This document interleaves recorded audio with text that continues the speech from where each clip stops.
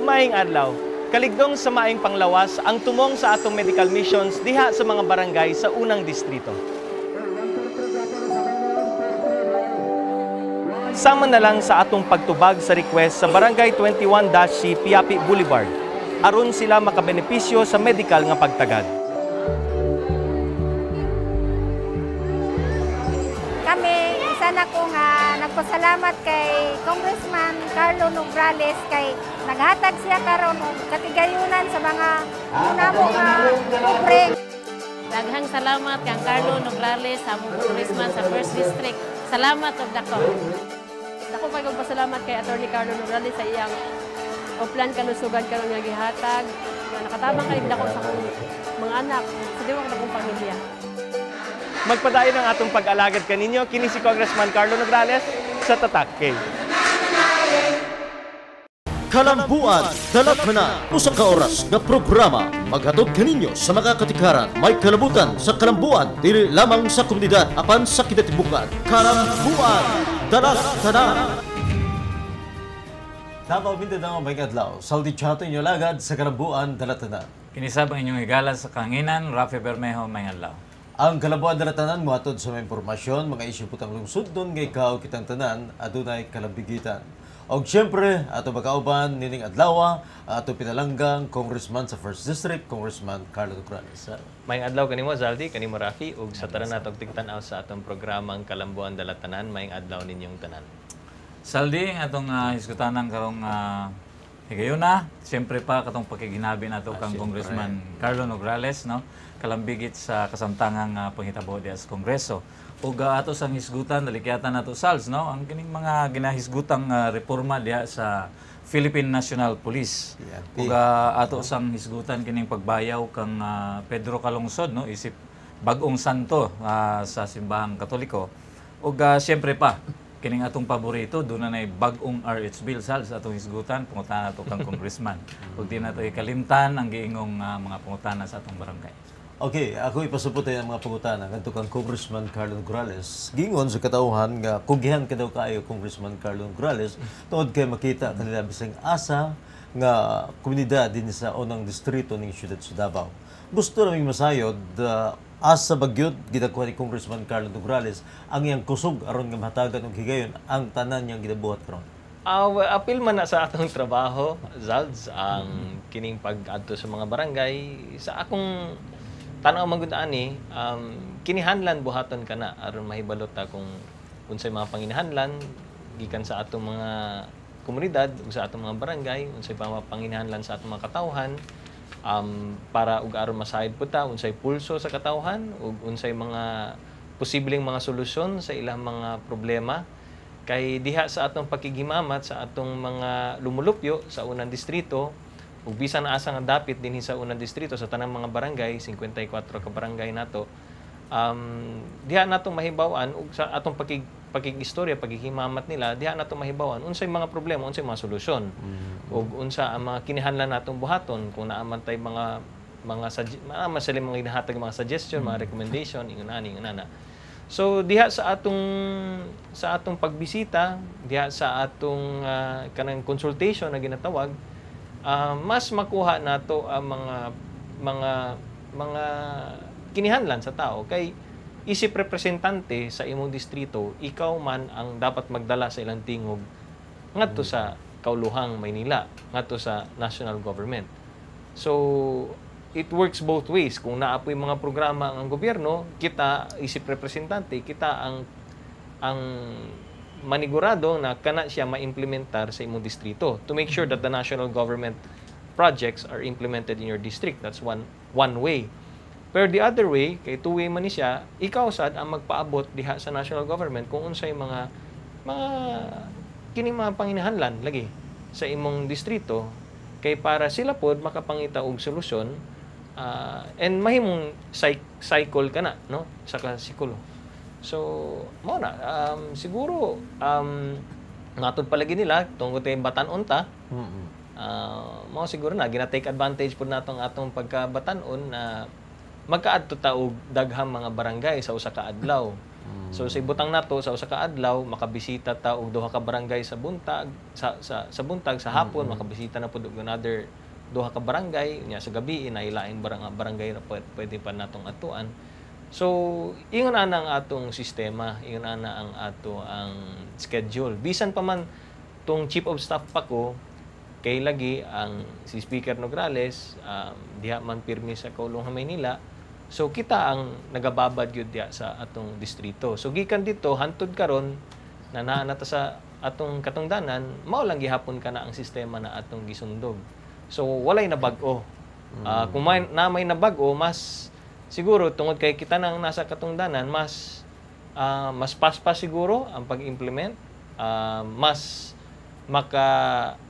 murag mas emotional na ta sa diha sa atong pagrepresentar sa atong distrito pag-abot diha sa mga debate sa Kaulungan Maynila. So inana lang siguro kay kita man ang personal na karon ang nagadala sa ilang tingog. Sa gidaghanon sa imong mga gibuhaton o gidabuhat karon Congressman Carlo Nograles, unsa man ang mga prioridad nining adunay duha ka bulan nga hibilin una matapos ang 2012, Congressman? Well, yung sa scholarships nato kay sem break naman karon October, bulan sa October sem break. Pag-abot sa bulan sa November, syempre bag-ong semester na sad na for college. So atong gikabisihan karon ang pag renewal sa atong mga scholarships para sa second semester. And then kining mga remaining months, 2 months lagi, dapat karon ang implementation sa last tranche sa 2012. So sa kada kongresista na may duha ka tranches per year. First tranche na implementa nato, karon second tranche. So ginaapas na karon ang pag-implement sa second tranche. Then of course, ang medical mission nato diri sa nabiling duha ka bulan na alang gihapon tay mga medical mission na atong gi-schedule. Ug syempre dili nato kalimtan ang Christmas. Pag-abot sa Christmas, pag-abot sa Pasko, medyo busy magyud ang atong Samot ang busy. mao gyud. Masamot ang kabisi pag-abot sa Pasko. So preparation for Christmas lang gihapon ang among ginabuhat. Okay.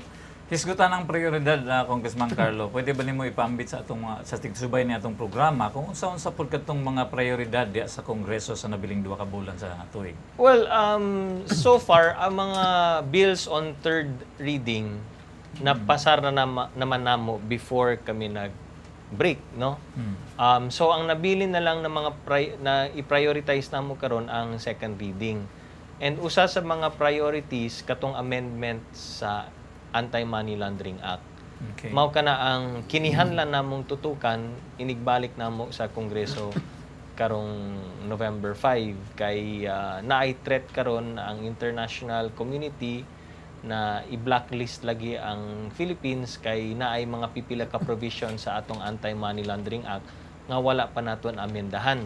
So ang naitabo manggod is napasar na nato ang primerong amendment sa AMLA, napasar na nato ang Anti-Terrorist Financing Suppression Act. So kini na pod ang last, the further amendments to the AMLA, which mao ni siya ang nabilin karon na among kinahanglan i-prioritize. So mao na siya. I think that will be the order of the day. Mao na ang kinahanglan namong tutukan pag-abot nining November 5. Of course, na ay haka-hakang gusto po nilang isingit ang RH bill. And then, of course, ang freedom of information na hisgutan karong November 13, ang padayon nga hearings para sa November 13. And then, there are several bills also on second reading na hopefully matakel din namin before we go on kining ginatawag na Christmas break. Okay. Daghang salamat, Congressman. Congressman Carlo, isgutan nato ning imong gisugyot nga reforma diya sa atong kapulisan, no, sa Philippine National Police. Mabasa sa mga mantala ang Congressman nga nangita ka og reforma sa pundok sa atong kapulisan, hilabi na diha sa Internal Affairs Service. Ang pangutana sa katawhan nga naman, Congressman. Well, kini manggod ang Internal Affairs Service, napansin manggod nato na syempre apil man na siya sa struktura sa PNP. Syempre, side mata, ang Internal Affairs Service, ang trabaho gid niya, kung naa may mga anomalya diha sa mga miyembro sa PNP, ang IAS ang mag-investigate. Lahi pod ang sistema sa NAPOLCOM. But sa internal affairs nila, murag na ay opisina sa sulod sa PNP nga nagagawa ng sariling investigation kung na mga anomalies or mga irregularities na gihimo ang usa sa mga kauban nila sa PNP. Ang problema is, siyempre, makadungog man taog mga reports na yun ana, na pag-abot diha sa IAS, tungod lagi kay suod na higala or kauban sa PNP, kay mista lagi, or kabro lagi, medyo dili kaayo, ibutang na lang nato, dili kaayo objective. Ana na lang. Dili kaayo objective ang pag-investigate. Na ay certain biases. No?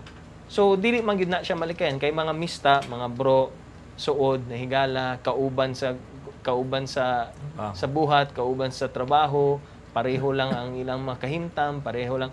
So, medyo na ay bias. And ang problema ni Ana, of course, daghan man ta mga maayong mga kapulisan. Ano yung problema? Natay daghan mga PNP na mabuutan, ang maayong magtrabaho. Pero dili pod nato malikayan na naapod tay mga miyembro sa PNP. In any organization na amang mga inganang klase mga miyembro na dili sa buutan or nagahimo mga irregularidad, di ba? Mga anomalya. So, kanang IAS, okay lang man na siya. Ang problema lang is tungod lagi da sa mista system, sa brotherhood system, sa bro system. Usahay, dili kaayo maayo ang pag-investigate. So, ang PNP, under man gyud na siya sa supervision sa Office of the President. No? Pinaagi siyempre sa DILG. Ginagamit niya ang DILG, isip mao na siya ang tig-supervise sa PNP, pero sa structure, naalang gihapon na siya sa Executive Department. So sa ato pa, sa laktod na pagkagsulti, ang PNP is really reports to the President. Karon ang atong Presidente, naaman siya diri karon sa iyang agenda, iyang programa, na anti-corruption. Na siya sa programa niya na tanggalin ang lahat ng mga scalawags sa gobyerno. So, pwede natong i-appeal ang PNP. So, during this whole administration's path or program for anti-corruption, pwede po natong ayuhon ang sistema na ang IAS, imbis na ordinary office lang na lamang siya diha sa sulod sa PNP, pwede nimo isulod under sa Office of the President. Because anyway, the PNP is under the umbrella of the Executive Department, and ang pinakataas Executive Department is ang atong Presidente.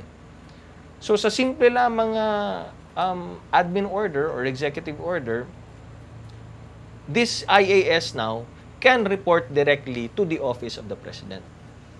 So kung inana ang atong buhaton, mas matagan sa ngipon. yes. Kay ang mga miyembro sa IAS, makaingon dahil sila na, sorry bro, pero sugod ni sa Presidente. Sorry bro, pero ginabantayan mi sa Presidente. Sorry bro, pero under min sa opisina sa Presidente. Kunya, sila lamang ang ginagasugo. Ako ang maipit nito kung pagbigyan kita. Muraging na ba? Mahadlok na sila kay directly reporting ka na sa Office of the President. So matagaan nimo siya karon ang mga IAS members, matagaan nimo siya agnipon, matagaan pud nimo siya og pamaagi og proteksyon na makasulti siya na pasensyahan tayo. And by doing that, you send a very clear message karon sa PNP na, oy, kining cleansing nato sa PNP ranks, we mean business. Kay ang presidente na. Ang presidente na ang magpatalsik sa imo. So ina na atong buhaton, I think we could produce very good results. Imong gitumbok nga ang giingong PNP Brotherhood usa sa mga nahimong babag aron hinluan ang puwersa sa kapulisan. Og gingon nga batok lagi nini mga barbado ug hinungdan nga mga pulis sa Congressman Carlo Nograles. So, bot ba nimong ipasabot nga gikinahanglan gayud nga idili na ang pagbarog o grupo o pundok sama sa Brotherhood sulod sa panon sa kapulisan? Wala ko nagsulti og ingon ana. Kay ang Brotherhood normal naman gid na, di ba? Kung kabats ka, kung kaklase ka, di ba? Kung classmate ka, kabats ka, uron sana may kanang ginatawag nga bonding between kanang mga kauban nimo, mga mista nimo, mga bro nimo, na maginay bonding, walay problema. Ug apil po na sa kultura sa Pilipino. Na kung kauban ta sa buhat, kung kauban ta sa batch, kung kauban ta sa classmate, murag ang atong trato sa usat-usa is murag mga bro gyud, mga pamilya ba. Igsuon ta. Igagaw ta ron sa badiha, nagyoy banding. Dili gyud nimo na siya malikayan. Wala ko nagsulti na mali na, sayop na, kay apil na sa kultura sa Pilipino. Ang problema lamang is tungod kay apil na sa kultura sa Pilipino, apil pud sa atong kultura ang kanang ginatawag na pakisama.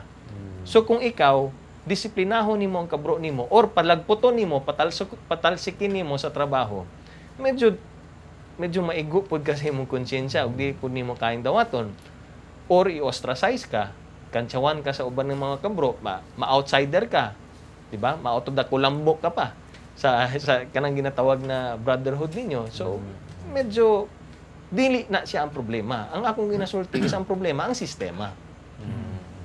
Kining atong pagtrato na bro or kabarkada or kaberks or kaunsa, walay problema. Mao nang ang kinihanglan natong buhaton is ayuhon lang nato, i-adjust lang nato ang sistema. Kay wala may diferensya niya ng brotherhood. Ang sistema lang na imbis ang magpatalsik lagi sa imuha, ang magdisiplina sa imuha, ang kabro nimo na basig dili niya kaya magdisiplina sa imuha kay pantay lagi mo. Pantay-pantay man mo. Same batch lagi mo. Magbutang ta og laing pamaagi. Magbutang tag opisina na pwede siya ang mag-supervise or siya ang magdisiplina kay para ligtas tong naga-investigate. Medyo makahugas kamay siya na bay ako kung ako unta to okay laman pero ang problema kay dili man ako magbuot. Pareho lang gud na sa mga abogado. Kabalo ka sa mga abogado, ina naman pod ang among trato sa usat-usap, pantay-pantay man kita mga abogado man ta, mga panyera man na. So, kung naay anomalya or naay unethical na practice ang usa ka abogado, ang mag-investigate niyan ang IBP, ang Integrated Bar of the Philippines. So, mao na siya ang asosasyon sa mga abogado. So, ang IBP. Pero ang final say ni ana is ang Supreme Court. Diba? So, pag-abot sa IBP, na siya recommendation na ihatag. Siya ang mag-investigate sa mo. Ranglitan na kliyente nag-file og kaso sa imuha na dili unethical ang imong gibuhat, makareklamo siya sa IBP. Ang IBP karon siya mag-investigate. Imbestigahan ka sa IBP. Pero ang powers lang sa IBP is recommendatory. Siya ang mag-recommend sa Supreme Court na siya gibuhat na dili maayo or kining gibuhat niya makalusot man okay lang, dili man siya unethical, pero ang final na magdesisyon is ang Supreme Court. So katong mga kaubanan nato mga kumpanyero nato diha sa sulod sa IBP, makaingon sila, well, Supreme Court ang nagdesisyon. So ana pod sa PNP, sorry, Office of the President ang nagdesisyon, si Presidente ang nagdesisyon. And this is the proper time to do it because our President is on an anti-corruption campaign. So, mao nang atong suggestion diha aron ayuhon nato lang sistema kay dili pud nato gusto na matarnish or masira din ang pangalan sa PNP. Lagi sa akong gingon, daghan mamamaay mga pulis. Ang problema lamang ang nakadaot lang sa ilang reputasyon, siyempre ang pipila ka mga kapulisan nga naay mga irregularidad apan hantod karon na lang gihapon sa serbisyo, di ba? Okay. Matod sa balita, Congressman Carlo, nga naalarma ka sa gidaganon sa mga opisyal sa ato kapulisan nga labigit sa gingon nga grupo sa sindikato nga kriminal. So, sa tanaw nimo nganong naingon man ni Congressman? Lagi na siya sa sistema, no? We just need to fix the system. Ayuhon lang nato ang sistema kay para dili na siya mahitabo. Wala man ta nag-ingon na daghan pero naipipila gyud. Naipipila na nalagi na padiha sa serbisyo, naipipila ka. Dili lagi tarong ka ayong pag-investigate, inana. So I really think we just need to fix the system kay dili lagi nato gusto na magguba ang reputasyon sa mga kapulisan or ang imahe, ang image sa atong mga kapulisan tungod lamang sa pipila. Pipila, okay. Diba? Ug nya dili pud nato gusto na siyempre na ay mga pipila diha na nakalusot na. Nalusotan nila. Tungod lagi kay nakalusot sila sa investigation. So, ang moral pud sa uban, medyo medyo maapektuhan sad na uy ako pagkabuutan ako nagahimo ko og tarong nagatrabaho ko og tarong unya naay mga pipila diri na naghimo og dili tarong unya gawas na nadato sila Damay ka. dili gawas na nadato sila nagpadayon lang gihapon ang pabili sa serbisyo. So ang moral sa mga pulis siyempre is ay well kung makalusot siya di himo po nako. Di ba? So kung ina na ang may tabo di nahimo na hinuon siyang kultura. Ug kung mahimo na siyang kultura, diyon sa pagsalig ang atong ihatag sa PNP kung mga inana ta. Mao nang importante kaayo na samtang sayo pa ayuson na nato ni.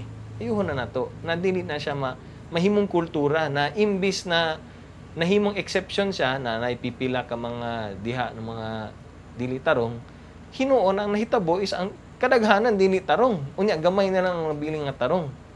Dili ba? So right now let's fix it kay para otherwise kung dili natong ayuhon kini basig madamay ang tibuok. Organisasyon. Isgutan ang pagkalambigit sa pipila sa atong mga kapulisan diha sa kalihukang kriminal Congressman Carlo. Ang kinadak-ang balita sa Davao karon mao ang posibleng paglambigit usab no sa suspitsadong karnap king nga si Ryan Yu ngadto sa mga ginatawag natong opisyal sa PNP Highway Patrol Group o bisan diha sa sulod sa LTO no sa Land Transportation Office. Unsa may imo ikasulti kalabot sa mga issue, Congressman? Kaya kining tanan puro speculation man na no.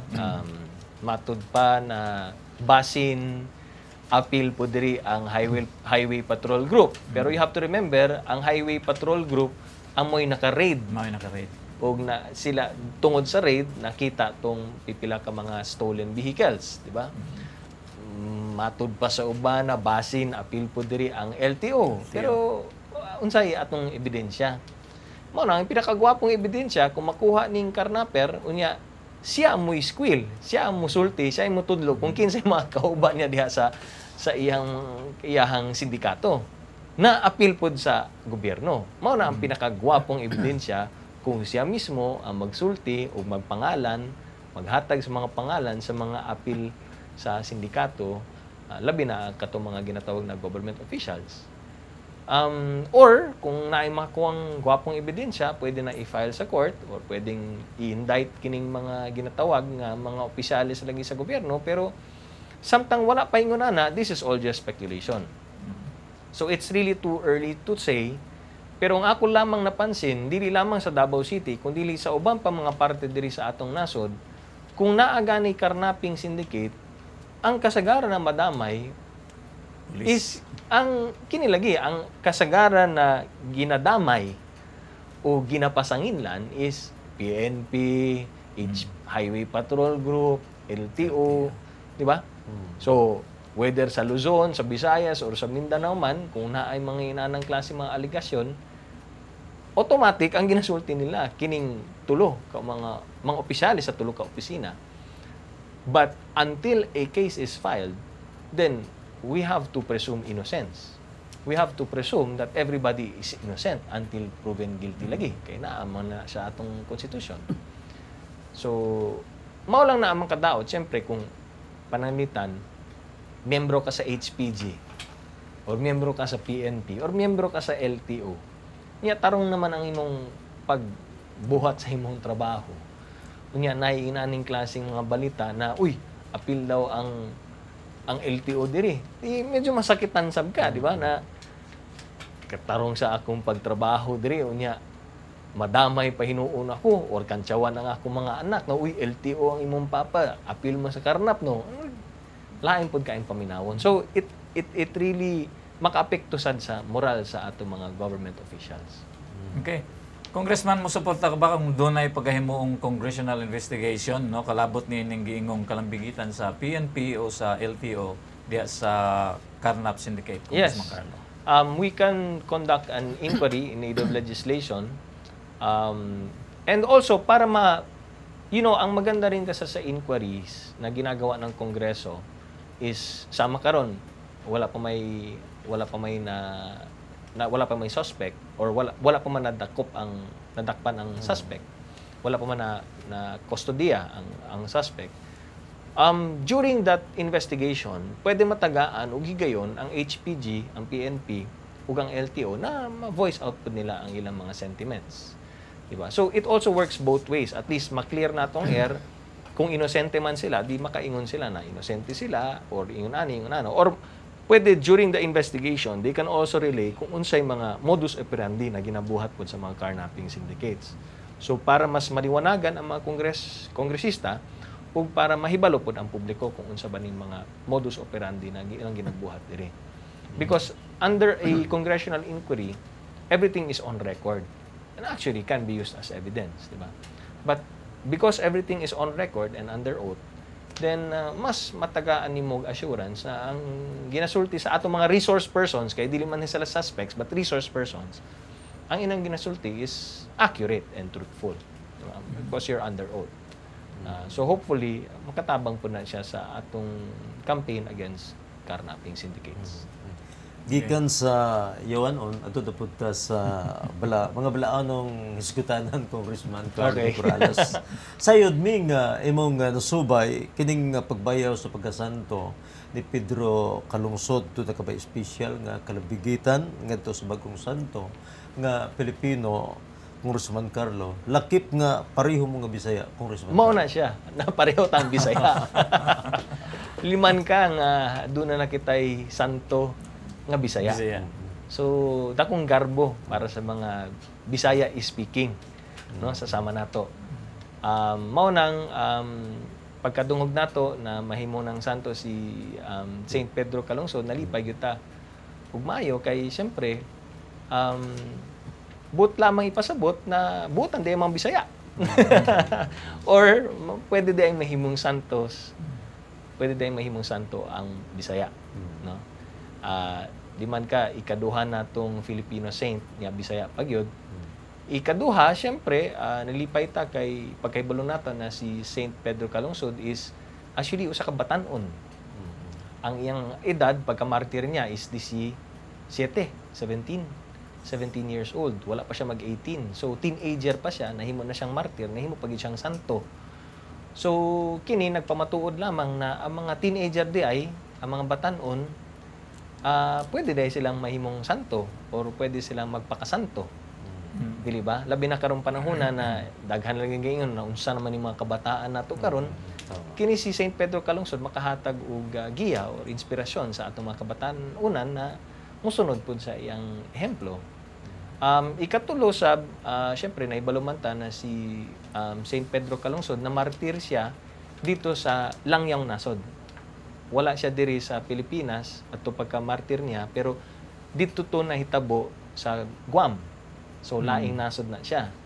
So mao lagi na siya ang panawagan lagi labi na sa mga OFWs is kung mahimo si Saint Pedro Calungsod ang himuong patron saint para sa mga OFWs. Kay para makahatag pod ning inspirasyon para sa atong mga overseas Filipino workers na mosunod pod sa ehemplo ni Saint Pedro Calungsod sa iyang pagkabuutan ug kanang dakong pagsalig nagihatag ni Saint Pedro Calungsod ngadto sa atong Ginoo. Dili na ang tanan ng OFWs nato magpaka-martir na mamatay ang tanan, no? But only that as somebody who died somewhere else, who went somewhere else to do the work of the Lord, to do the work of God, dapat inguna na po ng inspirasyon para sa atong mga OFWs na samtang nagatrabaho sila sa laing nasod, kinihanlan mahinumduman nila ang ilang trabaho, dapat sagrado. Ug ang ilang ginabuhat na trabaho, dapat sagrado, ug pwede nilang ialay, no? Ihalad ngadto sa atong Ginoo. Kay maayo ang pagtrabaho nila bisan tuwa sila sa gawas. Angay lang magbinantayon taron Sals kay basig magaron ka sa imong pamilya magsimba ta. Asa ta simba San Pedro, asa katong nay manok o walay manok. Duha na may San Pedro, no? Anyway, sa mubo lang Congressman Carlo, unsa ba ang mga anasa kinabuhi ni Saint Pedro Calungsod nga nakapahibulong kanimo? Mao na siya, syempre, una sa tanan, katulagi usa ka batan-on. na dako kaayo na bisan sa kanang yung anang klaseng edad na 17 years old, no? Unsa man tanong katong 17 pa ta, di ba? Murag dili pa kayo ta seryoso, di ba? Pero siya, bisan 17 years old siya, dako na kayo iyang pagsalig o pagtuo sa Ginoo. So much so na dako kayo iyang pagsalig o pagtuo na pagsulti ni pagsulti sa iyang pari na moadto ta dito sa laing nasod sa Guam. Nisugot dayon siya. Wala siya magduha-duha.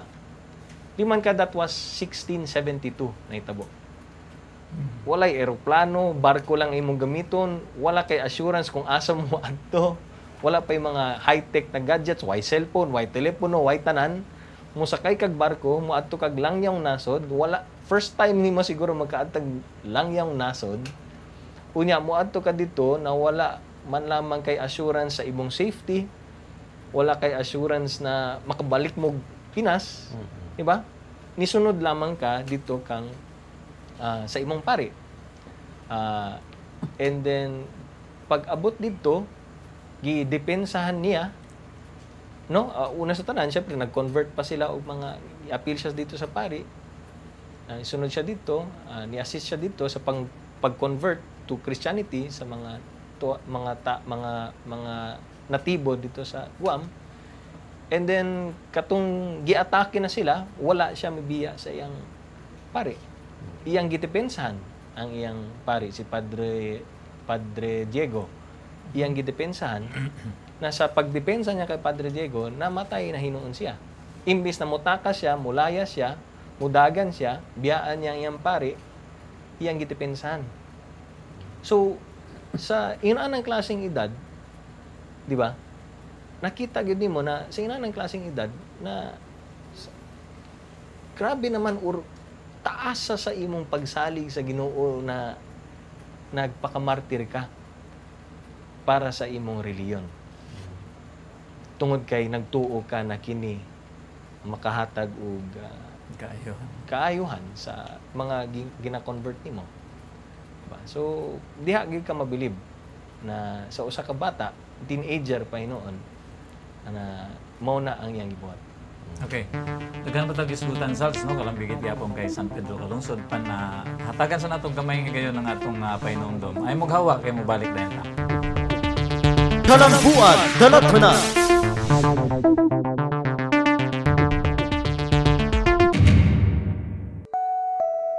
Maayong adlaw. Kaligdong sa maayong panglawas ang tumong sa atong medical missions diha sa mga barangay sa unang distrito. Sama na lang sa atong pagtubag sa request sa Barangay 21-C Piapi Boulevard aron sila makabenepisyo sa medical nga pagtagad. Kami, isa na ko nga nagpasalamat kay Congressman Carlo Nograles kay naghatag siya karon og katigayunan sa mga unamo nga pobre. Daghang salamat kang Carlo Nograles sa among congressman sa 1st District. Salamat og dako. Ako pa kong pasalamat kay Attorney Carlo Nograles sa iyang oplan kanusugan karon nga gihatag. Nga nakatabang kay dako sa akong mga anak, sa diwang akong pamilya. Magpadayon ang atong pag-alagad kaninyo kini si Congressman Carlo Nograles sa Tatak K. Kalambuan, dalatana. Balik ta sa atong programa ang Kalambuan Dalatanan. Salz atong ibalik ang pangutana kang congressman no kalabot gyapon kay San Pedro Calungsod. Sa imong pagkasayod sa nga ibayaw no si San Pedro Calungsod sa pagka-santo Congressman Carlo unsa may imong gibati? Siyempre, nalipay gyud tag dako. Na proud gyud ta, no? Na appeal na siya sa daghan-daghan natong mga santos. Actually, diha sa canonization, mapansin nimo di laman si San Pedro Calungsod ang gi-canonize, no? Napod siya yung mga pipila ka mga santos dito na na-appeal sa iyang batch na ginatawag. Unya, mapansin nimo na ay Italiano na na-canonize, na ay Espanyol, na ay German, na ay American Indian, and then na ay Pilipino. Diba? So, pakita nimo ang mga pangalan nila ang ilang imahe na dito unya naay Pilipino dito. So na si San Pedro Kalungsod. So diha gyud ka ma-proud na naay apil na Pilipino. Sa daghan-daghang mga santos naay duha ka Pilipino. Usa si San Lorenzo Ruiz. San Lorenzo Ruiz. Na daan ang nakanunay, so niya ang pinabag-o karon is San Pedro Kalungsod. Na usa pod ka Pilipino, nya Bisaya pag yun. So syempre proud kayo ta na ug diha pud nato makita na gipangga gyud ta na sa atong Panginoon, sa atong Ginoo. Gipangga gyud ta ang atong nasod kay naa natay duha ka santos. Kung ma-proud ganita na naatay American Idol, ma-proud ta na naatay binibini Miss Universe na Pinay, ma-proud ta na doon na kita yung mga world class boxing champions diri sa atong nasod. How much more na kini mga santos na. Mga santos na ni siya na Pilipino, duha pag yun. Yang isa Bisaya. So, dako kayong garbo para kanato. Okay. Unsa sa tanaw nimo ang pinakabilhon nga mga pagtulunan diha sa kinabuhi ni Pedro Kalungsod nga pwede himuong hugutan og leksyon sa mga Pilipino Congressman Carlo Nograles? Na kitang tanan, una sa tanan, ang Pilipino gipangga gyud sa Panginoon, gipangga gyud sa Ginoo. Ug makita nato na posibleng mahimong santo ang usa ka Pilipino. Posible mahimong santo ang usa ka Bisaya. Posibleng mahimong santo ang usa ka Batanon. Posibleng mahimong santo ang usa ka OFW. Mao na siya. Unya, siyempre dapat malipay gyud ta kay ngano, kitang tanan siyempre nag-ampo ta. Daghan tang ginapangayo sa atong Ginoo, di ba? Unya, apil diha sa atong pag-ampo, siyempre, mga itagtabang gikan sa atong mga santos. Kanunay, mga itagtabang gikan kay Mariang Birhen Maria, no? Kay Mama Mary, mga itagtabang kang Mama Mary na mo intercede siya, mo ampo pud siya, tabangan puta sa atong pag-ampo, ngadto sa atong Ginoo. Mga itagtabang gikan kang San Jose, kay Saint Joseph, mga itagtabang gikan kang Saint Jude. Karon gitagaan ta og duha ka santos na pwede po mo ampo para nato. Si San Lorenzo Ruiz, unya si San Pedro Kalungsod. So, sa atong pag-ampo, pwede ta makasulti na bisan ang atong pag-ampo binisaya nga pag-ampo na natay translator diha sa langit. Na si San Pedro Kalungsod na pwede mo translate ni ana.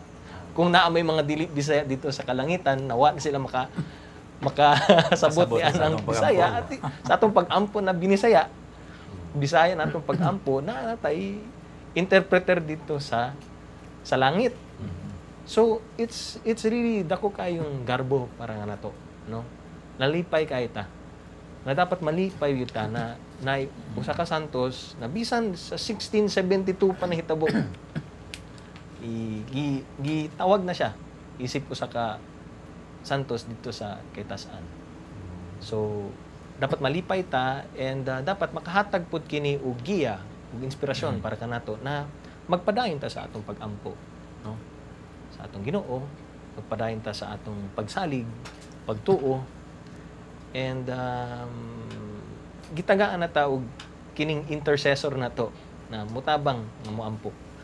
Kay diri sa atong pag-ampo, syempre mga itagtabang gikan sa Ginoo, syempre di ba usahay magpatabang ka sa pari, no? Father, tabangin ang taong ko, mag-ampo ko kay mao ni para sa pamilya, or magpatabang ta sa atong sa mga madre, di ba? Na mga kumbento diha na atong ginaatuan.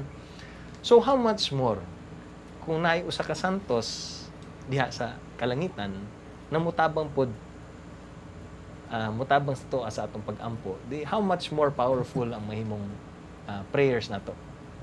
So, mo na.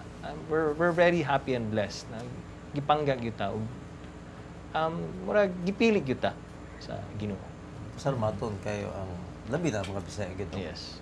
Mo na. Bueno, Raf, adto ta sa isgutan ng reproductive health bill. Gikan sa diri na punta sa Adto na punta sa health bill.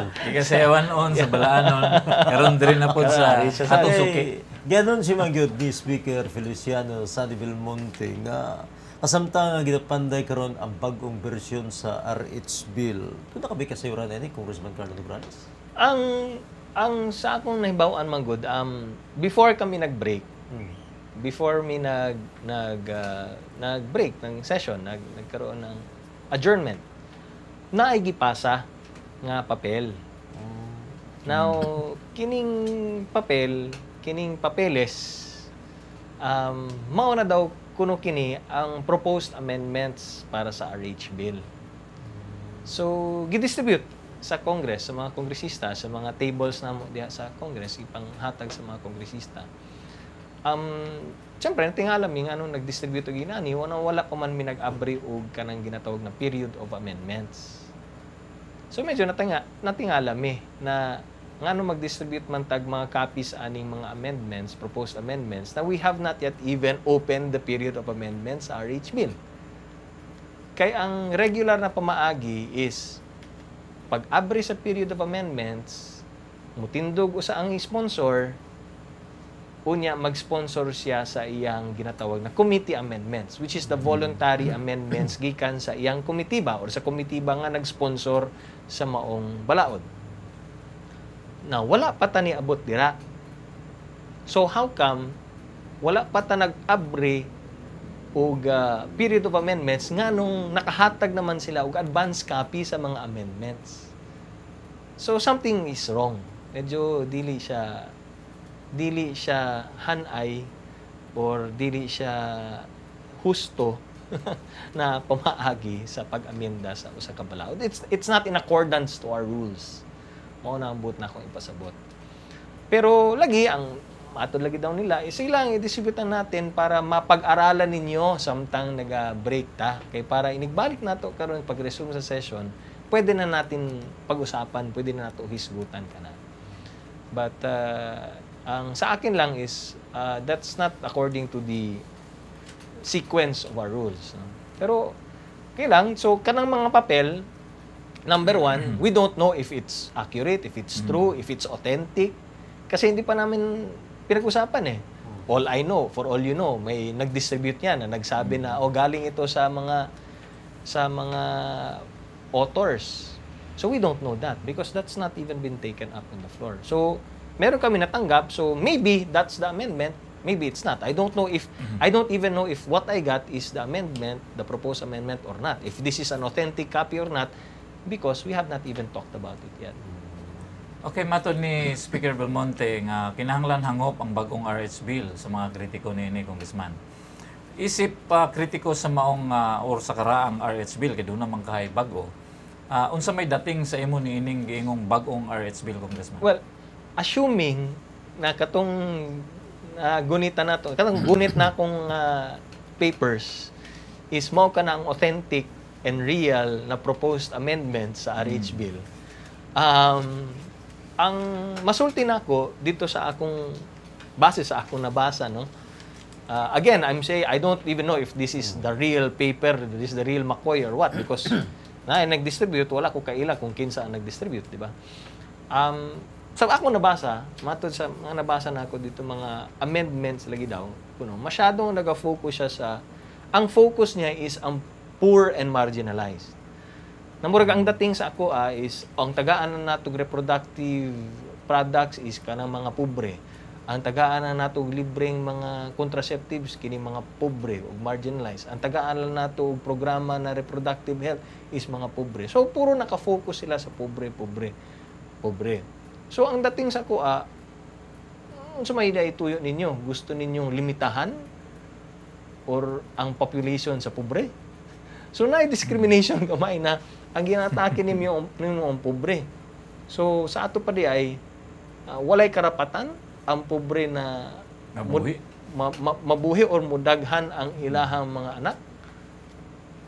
Murag mo ka na ang dating, no? Of course, di pa naman natin yan, wala pa man yan sa period of amendment. So, hindi pa natin matanong kung sino ang nag-sponsor nito mga amendments. But, ang dating sa akin is, so, gusto mo i-cut down. Murag, ang bias man good is, murag ang dating sa ako, ikaw pobre ka, wa kay katungod magkaanak. Murag ana ang dating. Di ba? Kay tagaan ti kag daghang kondom, tagaan ti kag daghang pil, tagaan ti kag daghang IUD. Kay bawal magkaanak. So imbis na bawal magkasakit, advertisement karon na sa panahon ngayon bawal magkasakit. Karon sa panahon karon, labi na kung pobre ka, bawal ka magkaanak. Murag ana dating ba sa ako pa. And then of course, basa na ko. Unya napaman katong penal provision na masilutan lang gihapon kag 6 months. Unya pwede po kag silutan og multahan pud ka og 50,000 pesos kung mo-violate ka. So naa lang gihapon to.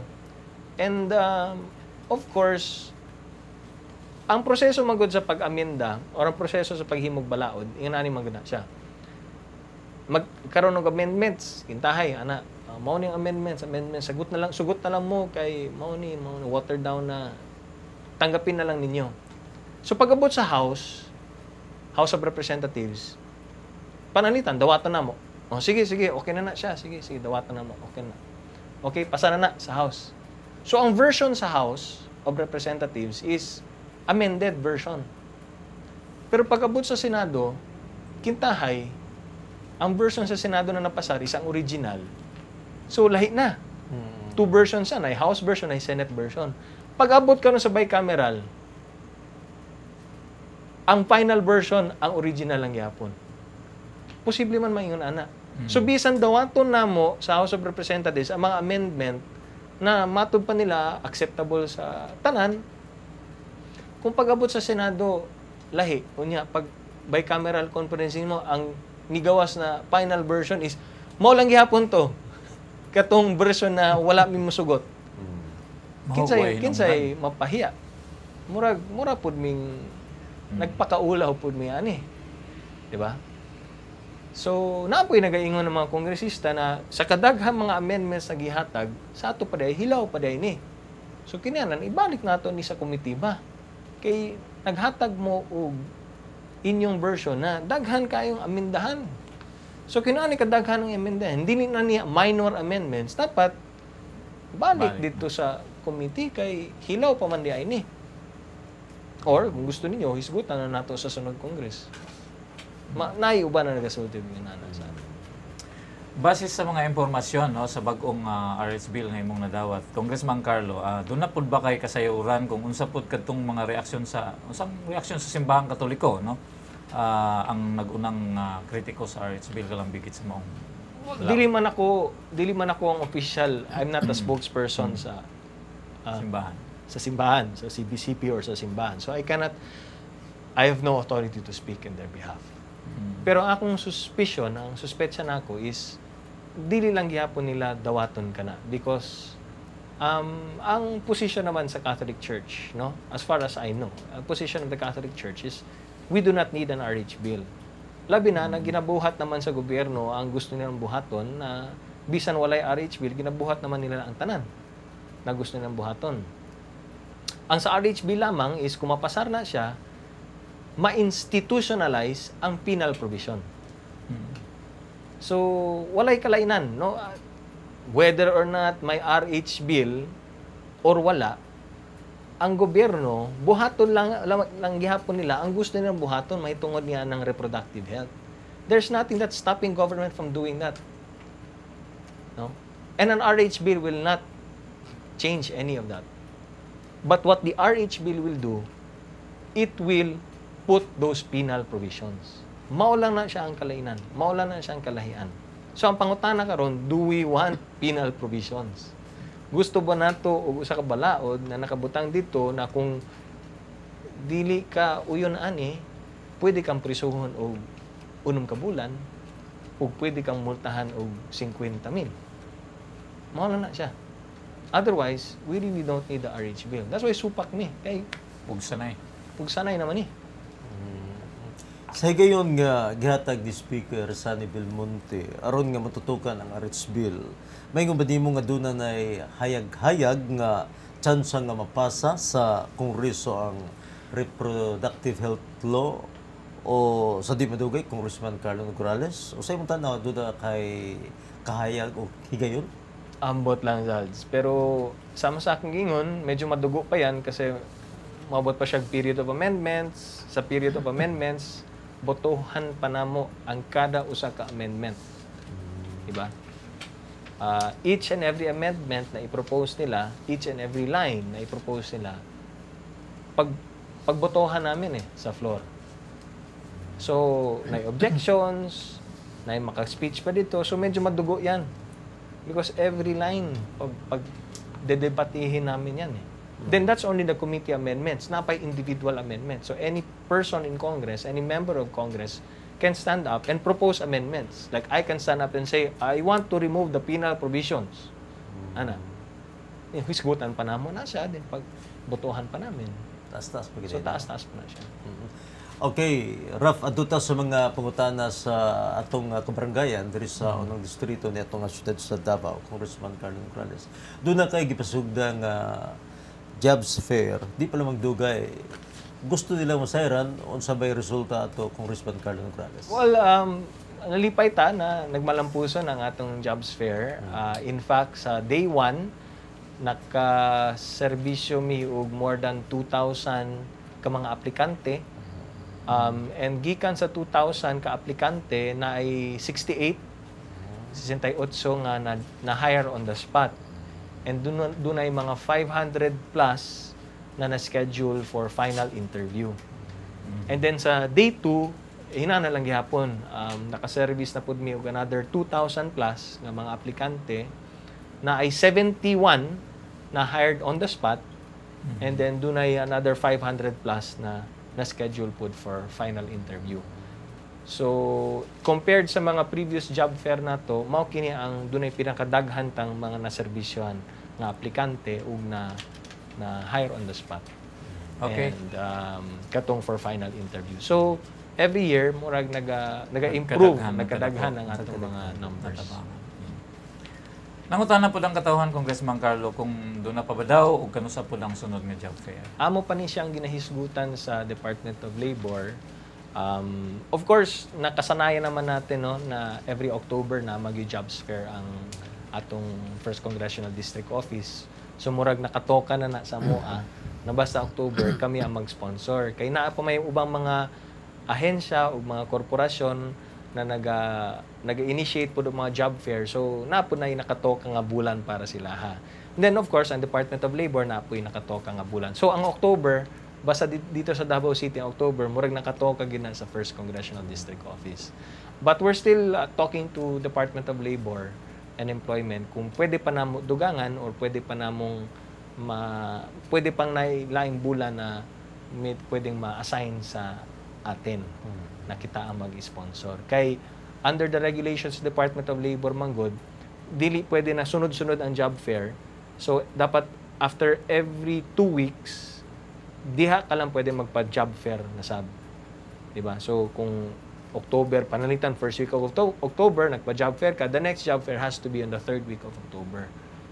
And so on and so forth. So dapat na ay distansya of 2 weeks before the next job fair. Okay. Isgutan po nato ning mga nagkayagaw karon nga grupo, Congressman Carlo, no, hilabi na katong nalambigit gani sa katong ipangtanggal sa Commission on Election ng mga party list groups. Oo. Unsa may imong ikasulti sa mga issue, Congressman? Ako nag-goal ko actually sa tinuod lang. Dili man ko member sa COMELEC, so I really don't know ano yung mga basis nila ng kanilang pagpatanggal ng mga party list. Pero ako nag-goal ko. Di lamang sa mga party list, kundi appeal po ang mga electorate nila. Kay labi na ang mga party list na ginaisgutan nato, mga party list na naanay mandato, na mga party list na currently galingkod na sila, na ay mga representante na naglingkod diha sa Kongreso. Siyempre nasakitan ko, kay una sa tanan, nanato sila yung mandato eh. Nakadaugod sila, elected good sila. Now, it's not easy to win in a party list. Ha? Medyo lisod na. And the fact na nakadaog sila 1 seat or 2 seats, buti pasabot na sila electorate.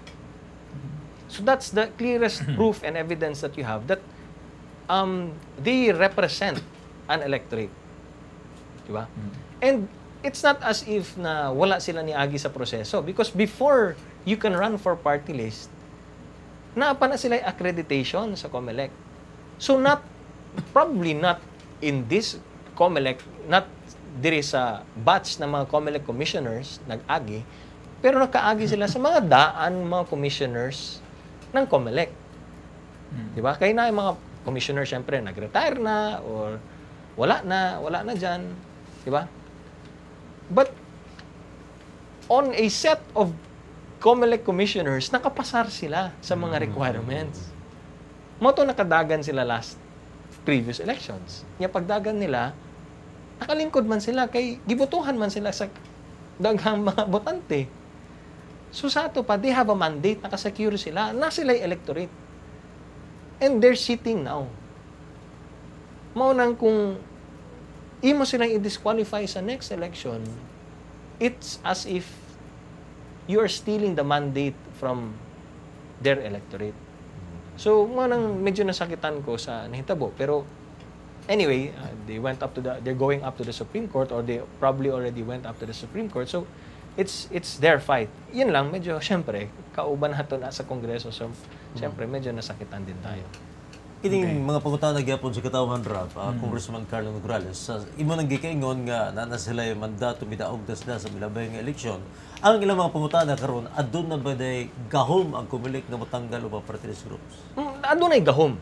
No, I mean, no doubt, naay gahom. Of course, they are the COMELEC. Sila ang naga-manage, naga-supervise of the conduct of elections. Apil na diha sa ilahang gahom ang qualification and disqualifications of any candidate. Apil ang party list. Ang pangutana lamang is diha sa paggamit nila sa ilang gahom, was there grave abuse of discretion? Ug mao kana karon ang kaso na gina-file karon sa katong mga disqualify, gi-file nila sa Supreme Court. Now it's up to the Supreme Court now to decide, not you, not me, but the Supreme Court to decide, was there grave abuse of discretion? Kaya na discretion ang COMELEC eh. Ngayon sila na, and very wide ang discretion. Ngayon sila, who do you represent? What are the sectors that you represent? No, that's not part of the sector, so disqualified ka. So the question is, was that grave abuse of discretion? And the person or the body that will decide that is no other than the Supreme Court. Di po yung mga pangutana day may kalabutan gyapon ni Congressman sa gingong bicameral meeting Transparency Act of 2012 nga gipasaka karon diha sa Kongreso. Unsa ba dining maong balaod ng Congressman? Sa akong nahibaw-an no. Di ba sama sa akong ingon na version ng House, na version ng Senate, kung lahi ang duha ka version, mag bicameral conference committee. Ang pangutana is matud pa sa mga authors ng bill, pag-abot sa bicameral conference committee, dili siya open sa publiko. So kung dili ka member or wala ka na-appoint as a member of the bicameral conference committee, dili ka makasulod. Wa kay appeal.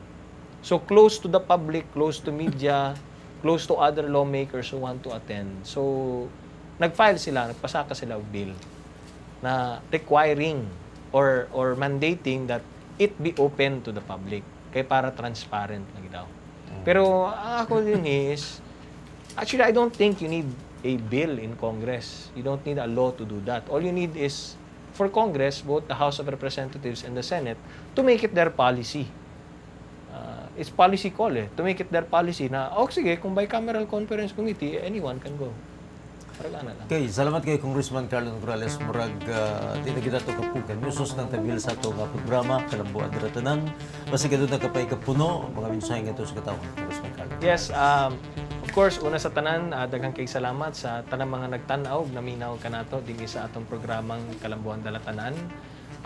Sa makausap pa, proud kaayo kita na adunay gitawag o gipili na mahimong santos para sa mga Bisaya mo si San Pedro Calungsod. So kana nagpamatuod lamang na kitang tanan mga Bisaya o mga Pilipino gimahal gyud o gipangga gyud sa atong Ginoo. So gitagaan tag santos karon, so hinaot ta makahatag kana og giya og inspirasyon kanato na mutuo o magsalig sa Ginoo kay kining atong kinabuhi gikan man sa iya.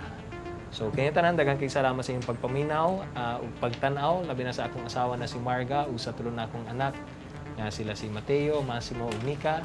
Daghang kay salamat ug maayong adlaw. Daghang salamat Congressman Carlo Nograles.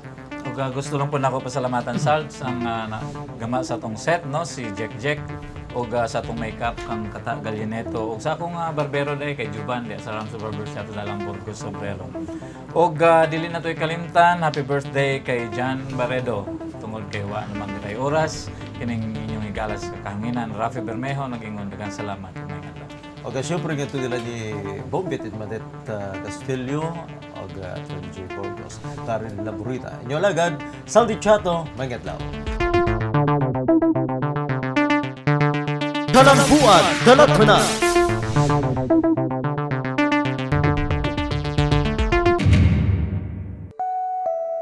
Maayong adlaw. Kaligdong sa maayong panglawas ang tumong sa atong medical missions diha sa mga barangay sa unang distrito. Sama na lang sa atong pagtubag sa request sa Barangay 21-C Piapi Boulevard aron sila makabenepisyo sa medical nga pagtagad. Kami, isa na ko nga nagpasalamat kay Congressman Carlo Nograles kay naghatag siya karon og katigayunan sa mga namo nga pobre. Daghang salamat kang Carlo Nograles sa among congressman sa 1st District. Salamat og dako. Ako pa pasalamat kay Attorney Carlo Nograles sa iyang uplan kanusugan karon nga gihatag nga nakatabang kay dako sa akong mga anak sa diwang akong pamilya. Magpadayon ang atong pag-alagad kaninyo kini si Congressman Carlo Nograles sa Tatak K.